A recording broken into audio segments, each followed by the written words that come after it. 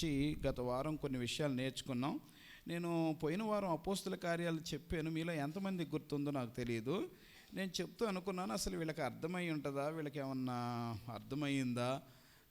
ఎందుకంటే రక్షణ లేని వాళ్ళు ఉన్నారు, వాళ్ళు రక్షించబడాలి కదా. రక్షణ లేకపోతే ఎట్లాగా? సంఘ క్రమం తెలియని వాళ్ళు ఉన్నారు, వాళ్ళ క్రమం తెలియాలి కదా. అది తెలియకపోతే నేను ఎన్ని చెప్పినా ఎట్లాగా అని నేను చాలా ఆలోచన చేస్తూ ఉన్నాను. సో అది చెప్పిన తర్వాత నేనేమనుకున్నానంటే, ఎంతవరకు అర్థమైందా వీళ్ళకి అని ఆలోచన చేస్తూ ఉన్నాను. ఎంతవరకు అర్థమైందని ఆలోచన చేస్తున్నాను. అయితే మీలో ఎంతమందికి అర్థమైందో నాకు తెలియదు, కానీ ఒక చిన్న పాప చక్కగా ఏడ్చుకుంటూ వచ్చింది. ప్రార్థన అయినాక ఏడ్చుకుంటూ వచ్చి, నేను బాప్తిసం తీసుకుంటానన్నా అంది. చాలా సంతోషం వేసింది. చిన్న బిడ్డకు కూడా దేవుని వాక్యం అర్థమైంది. ఆమె 7 అయిపోయి 8కి వెళ్తుందా, అంతేనా? 7th అయిపోయి 8th, 8th అయిపోయి 9th, 8th అయిపోయి 9th వెళ్తుంది. రైట్, 8th అయిపోయి 8th క్లాస్ అమ్మాయికి వాక్యం అర్థమైంది. అంటే అది ఒక ఫుల్ ఆత్మ రక్షించబడింది. గట్టిగా చప్పట్లు కొట్టి దేవుని, ఒక పూర్తి ఆత్మ కనుక ఆమె లైఫ్ లాంగ్ నిలబడాలి, దేవుని కొరకు మంచి సాక్షిగా ఉండాలని నేను ఆశపడుతున్నాను. రైట్, మంచిది. ఈ వారం కూడా దాని కొనసాగింపుగా 3వ అధ్యాయం చదువుకుందాం. రండి, అపోస్తుల కార్యం 3వ అధ్యాయము చూడండి. అపోస్తుల కార్యములు 3వ అధ్యాయము, అపోస్తుల కార్యం 3వ అధ్యాయము. ఎవరన్నా బైబిల్ ఉన్న వాళ్ళు తీసుకోండి. అపోస్తుల కార్యాలు 3వ అధ్యాయము మొదటి నుంచి కొన్ని వచనాలు చూద్దాం. పగలు 3 గంటలకు ప్రార్థనా కాలమున పేతురును యోహానును దేవాలయమునకు ఎక్కి వెళ్ళుచుండగా, పుట్టింది మొదలుకొని కుంటివాడైన ఒక మనుషుడు మోసుకొని పోబడుచుండెను. వాడు దేవాలయములోనికి వెళ్ళు వారిని భిక్షమడుగుటకు కొందరు ప్రతిదినము వారిని శృంగారమును దేవాలయపు ద్వారమునొద్ద ఉంచుచు వచ్చిరి. పేతురును యోహానును దేవాలయములో ప్రవేశింపబోనప్పుడు వాడు చూచి భిక్షమడుగగా, పేతురును యోహానును వారిని తేరి చూచి మా తట్టు చూడమనిరి.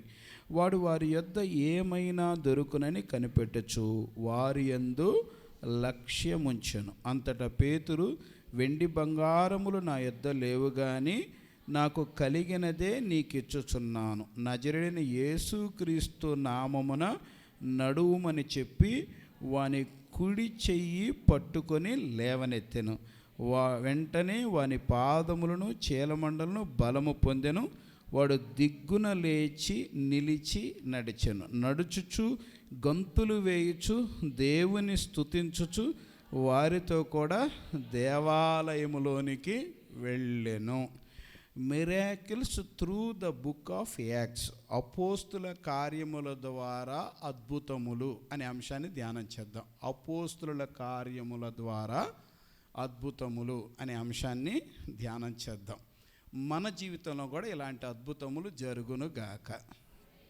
దేవుడు ఆది సంఘములో ఆది విశ్వాసులకు చేసిన కార్యాలు నేడు మనకు కూడా అవసరం కాబట్టి మన జీవితాల్లో కూడా దేవుడు చేయునుగాక. ఓకే, ఈ 3వ అధ్యాయంలో నుంచి జస్ట్ నేను కొన్ని టిప్స్ ఇస్తాను. అంటే కొన్ని వాక్యపు రేమ లేకపోతే ఆ సారాన్ని మీకు అందిస్తాను. మీకు పూర్తి వివరణ ఇస్తానని చెప్పను, కానీ మీకు అవసరమైన మాట మాత్రం ఇస్తానని చెప్తాను. ఎందుకంటే నా హృదయంలో ఆ కాన్ఫిడెన్స్ దేవుడు ఇచ్చాడు కాబట్టి, దేవుడు నాకు ఆ నిశ్చయిత ఇచ్చాడు కాబట్టి మిమ్మల్ని ఆకలితో పంపించను. ఖచ్చితంగా మీ హృదయాన్ని తట్టి పంపిస్తాను. దానికి కనుక మనసు పెట్టి వినండి. ఫోన్లు రిసీవ్ చేసుకోబాకండి. ఒకవేళ ఇక్కడికి రాలేక లైవ్లో ఉండి చూసేవాళ్ళు కూడా మీరున్న స్థలాల్లో మీరున్న గృహాల్లో ఇదే మీ ఆరాధనగా భావించుకొని, ఒకవేళ మీకు సమీపాల్లో చర్చీస్ లేని వాళ్ళు, దూర ప్రాంతం ఒరిస్సా, బెంగళూరు, మరి రకరకాల తెలంగాణ, రకరకాల ప్రాంతాల్లో మన ఆత్మీయ బిడ్డలు ఉన్నారు. వారిని కూడా నేను అభినందిస్తున్నాను. మీరు ఎక్కడ ఉన్నా మనశ్శాంతిగా ప్రశాంతంగా కూర్చొని దేవుని వాక్యాన్ని లైవ్లో ఆరాధనలో పాల్గొనండి. లైవ్ ఆరాధనను ప్రోత్సహించట్లేదు. తప్పనిసరి పరిస్థితుల్లో మీరు దీన్ని ఉపయోగించుకోండి. మంచిది. నేను కొన్ని మాటలు చెప్తాను, అవి అండర్లైన్ చేసుకోండి. 3వ అధ్యాయము 1వ వచనం. పగలు 3 గంటలకు ప్రార్థనా కాలమున పేతురును యోహానును దేవాలయమునకు ఎక్కి వెళ్ళుచుండగా. ప్రార్థనా కాలమున అనే మాట అండర్లైన్ చేసుకోండి. ప్రార్థనా కాలమున. మరి ప్రార్థన ఒక వ్యక్తి యొక్క విజయానికి, ఒక వ్యక్తి యొక్క ఆశీర్వాదానికి, ఒక వ్యక్తి నిజంగా దేవుని ద్వారా దీవించబడటానికి ఆ వ్యక్తికి ఉండాల్సిన కనీస లక్షణం ఏంటంటే ఆ వ్యక్తికి ఒక ప్రార్థనా కాలం ఉండాలి. ఏ కాలం ఉండాలి? గట్టి చెప్పండి, ఏ కాలం ఉండాలి? మళ్ళీ చెప్పండి, ఏ కాలం ఉండాలి? నువ్వు మంచి భక్తిపరుడువా, నువ్వు భక్తి లేకపోతే లేనివాడవా, లేకపోతే నువ్వు అసలు నీ మార్కులు నువ్వు వేసుకోవచ్చు, నీ సక్సెస్కి నీ మార్కులు నువ్వు వేసుకోవచ్చు.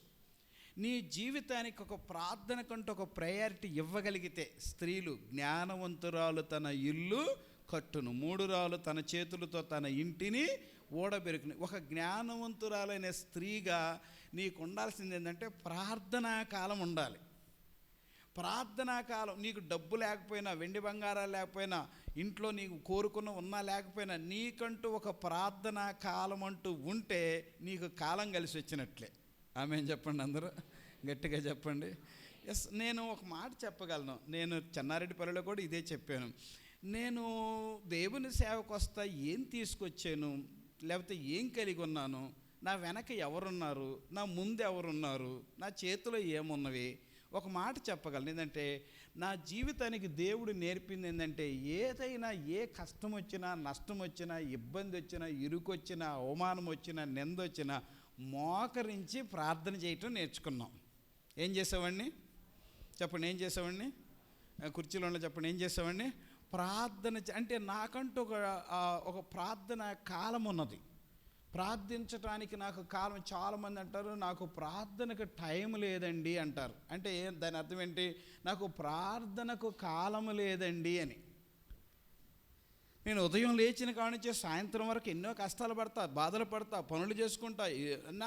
నా లైఫ్ నాకు సరిపోతుంది, నాకు ప్రేయర్ చేసుకునే టైం ఎక్కడుంది అంటారు. నేను ఒక మాట చెప్పగలను, నీకు ప్రార్థనా కాలం లేదంటే నీకు సక్సెస్ లేదు, నీకు శాంతి లేదు, నీకు విజయం లేదు, నీకు ఆశీర్వాదం లేదు. కనుక ఇప్పుడన్నా సీరియస్గా తీసుకున్నాం. మన ప్రభు అయిన యేసుక్రీస్తు వారికి సైతం ప్రార్థనా కాలం ఉంది. ఉందా లేదా? ఉందా? ఎప్పుడుంది ఆయనకి? చూడండి ఒకసారి లూకాసు వార్త 21వ అధ్యాయము 37-38 ఎవరన్నా చదవండి, స్పీడ్గా చదవగలిగినాడు. లూకాసు వార్త. ఆయన ప్రతిదినము పగటి యందు దేవాలయములో బోధించుచు రాత్రి వేళ ఒలీవల కొండకు వెళ్ళుచు కాలము గడుపుచుండెను. చదువు. ప్రజలందరూ ఆయన మాట వినుటకు దేవాలయంలోనికి ఆయన యొద్దకు పెందలకడనే వచ్చుచుండిరి. చాలు, పెందలకడనే. ఆయన ప్రతి దినము పగలు దేవాలయంలో బోధిస్తూ రాత్రి ఒలీవల కొండకు వెళ్ళి కాలము గడుపుచుండెను. అంటే ఆయన పగలేమో బోధిస్తున్నాడు, రాత్రులేమో ప్రార్థనలో కాలము గడుపుతున్నాడు. అంటే యేసు ప్రభు వారికి సైతము ఏ కాలం అవసరమైంది? ప్రార్థనా కాలం అవసరమైంది. యేసు ప్రభు వారికి సైతము ఏ టైం ఉంది? ప్రార్థనా టైం ఉంది. మరి నీకు నాకు ఉండొద్దా? ఉండాలా లేదా? ఉండాలి. నేను నిన్న రాత్రి శనివారం విజ్ఞాపనలో ఈ యవన బిడ్డలందరినీ కూర్చోబెట్టుకొని మీకు ప్రార్థన చేసుకుంటున్నారా, బైబిల్ చదువుకుంటున్నారా, ఏ టైంలో చేసుకుంటున్నారు, ఎంత ప్రార్థన చేస్తున్నారు, ఎంత బైబిల్ చదువుతున్నారు అని అడుగుతూ వచ్చాను అనమాట. అంటే చిన్న వయసులో కూడా మీకు ఏ కాలం ఉండాలి? మీకు ప్రార్థనా కాలం ఉండాలి. యవనస్తులకు ప్రార్థనా కాలం లేదంటే వాళ్ళకు పొయ్యే కాలం వచ్చిందని అర్థం. తెలుసా? మీరు సరిగా ఉండలేరు, మీరు పరిశుద్ధంగా ఉండలేరు. మీకు ప్రార్థనా కాలం లేదంటే మీకు ఏదో పిచ్చి కాలం ఒకటి ఉంది. మీరు చాటింగ్లకి, చీటింగ్లకి, ఫోన్లు చూసుకోవటానికి, వ్యర్థమైన వాటికి, మీకు సోకులు చేసుకోవటానికి మీకు కాలం ఉందంటే అర్థం ఏంటంటే మీరు పోయే కాలంలో ఉండారని అర్థం. ఇప్పుడు ఏ కాలం మంచిది? పోయే కాలం మంచిదా, ప్రార్థనా కాలం మంచిదా? గట్టిగా చెప్పండి అన్నమాట. ప్రార్థనా కాలం మంచిది. మీ తల్లిదండ్రులుగా పేరెంట్స్ పిల్లలకి ప్రార్థనా కాలాన్ని ఇవ్వండి. అమ్మాయి నువ్వు వెళ్ళి ప్రార్థన చేసుకో. స్టీఫెన్ పాల్ గారి తండ్రిని గురించి ఒక మంచి సాక్ష్యం విన్నాను. ఏంటంటే ఆయనంట ఉదయాన్నే పిల్లలు వాళ్ళు నిద్ర లేకపోతే, పొద్దున్నే ప్రార్థన చేసుకొని నిద్ర లేకపోతే ఉదయాన్నే వాళ్ళని బెడ్ మీద నుంచి 2 చేతులు ఇట్లా పెట్టి పైకి లేపి ఒక నీళ్ల తొట్లోకి తీసుకెళ్ళి పడేసేవాళ్ళంట. దేనికోసం? ప్రార్థన, ఆ తండ్రి వాళ్ళని ప్రార్థనా కాలంలో పెంచారు కాబట్టి వీళ్ళు ప్రపంచం అంతా వాడబడుతున్నారు. గట్టిగా చప్పట్లు కొట్టి దేవుని ప్రపంచం అంతా వేల మంది, ఉదయకాలం వేల మంది వాళ్ళ ప్రార్థనలో కలుసుకుంటున్నారు. ఇప్పుడు మన పిల్లల్ని మనం అది చేయలేకపోతున్నాం. ఎంత ఎంత బాధేస్తుంది. కనుక పిల్లలకు ప్రార్థనా కాలం నేర్పండి, పెద్దలు ప్రశాంతంగా నిద్రపోండి. పిల్లలకు ప్రార్థనా కాలం లేదంటే మీకు నిద్ర ఉండదన్నమాట. మీకు నిద్ర లేని రాత్రులు చూపిస్తారు, మీకు హార్ట్ స్ట్రోకులు తెప్పిస్తారు వాళ్ళు. కనుక చాలా జాగ్రత్తగా ప్రార్థనా కాలం ఉండాలి. అలానే భార్యాభర్తలకు కూడా ఏ కాలం ఉండాలి చెప్పండి? ఏ కాలం ఉండాలి? అయ్యగారికి అమ్మగారికి ప్రార్థనా కాలం ఉండాలి. రండి, ఏమండి కలిసి భోజనం చేస్తున్నాం కదా, నిజంగా భోజనం అట్లా పెట్టి ముందు ప్రార్థన చేసుకొని భోజనం చేసేవాళ్ళంట ఆ భక్తులు. భోజనం ముందు తినకుండా భోజనం అట్ట పెట్టి భోజనానికి కంపల్సరీ కూర్చుంటాం కదా, అప్పుడు ప్రార్థన చేసుకొని భోజనం చేసుకోవటం. నేను ఏదో హడావుడిగా నామకార్థంగా చేసుకోవడం అని చెప్పట్లేదు, కానీ ఒక కుటుంబంగా, ఒక భార్యాభర్తలుగా మీ కుటుంబం కట్టబడాలి, మీరు శాంతిగా ఉండాలి, మీరు ప్రేమగా ఉండాలి, మీ కుటుంబం దీవించబడాలంటే భార్యాభర్తలకు ప్రార్థనా కాలం ఉండాలి. ఆయన అంటాడు, నాకు కాలం లేదులే నువ్వు చేసుకో అంటాడు. అయ్యా నీ కాలం అప్పుడే పోతే ఎట్టయ్యా, నేను ఒంటరిదాన్ని అవుతాను, నువ్వు కూడా కూర్చోయ్యా అని చెప్పాలి. ఆమెకు కూడా చెప్పాలి, ఆయనకు కూడా చెప్పాలి. మనకిద్దరికి ఎందుకు కాలం లేదు? మన ఇద్దరికి తినటానికి కాలం ఉన్నప్పుడు, మన ఇద్దరు కుటుంబంలో జీవించడానికి కాలం ఉన్నప్పుడు, మన ఇద్దరం కూర్చొని ప్రార్థన చేయడానికి ఎందుకు కాలం లేదు?